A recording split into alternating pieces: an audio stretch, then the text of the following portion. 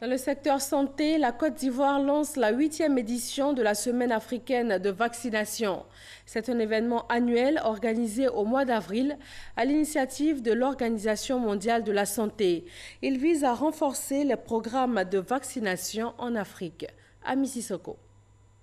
Pour avoir fait vacciner correctement sa petite Jennifer, Clotilde fait partie de la centaine de femmes récompensées ce lundi par le ministère de la Santé et de l'Hygiène publique. Ces mères récompensées ont été sélectionnées par le district sanitaire de Koumassi-Port-Boué-Vridi. À la naissance, on a fait le BCG. À 1 mois et demi, on a fait la première dose de DT-Coq polio. Depuis que je fais les vaccins, mon enfant se porte bien, elle est épanouie, elle est en bonne santé. Du 7 au 13 mai, pendant la semaine africaine de vaccination, les parents sont invités à faire comme ces mères exemplaires en respectant le calendrier vaccinal de leurs enfants. C'est Port-Boué qui accueille le lancement de la semaine. 7 jours pour faire vacciner gratuitement les enfants de 0 à 11 mois. Également concernés, les enfants de plus d'1 an et les adultes.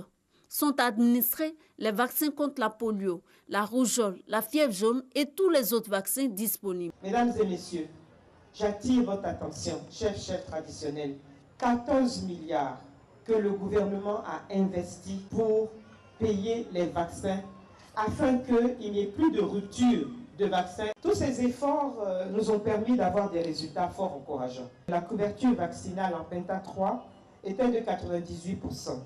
Et celle du VAR, c'est-à-dire la rougeole, était de 91%. Nous avons encore quelques gaps. Il faut absolument que les mamans présentent leurs enfants à la vaccination. Le vaccin protège la vie. La région africaine de l'OMS a donc initié en 2011 la Semaine africaine de vaccination. La population peut se faire vacciner dans les antennes de l'Institut national d'hygiène publique, dans les centres de santé et les postes de vaccination sur toute l'étendue du territoire.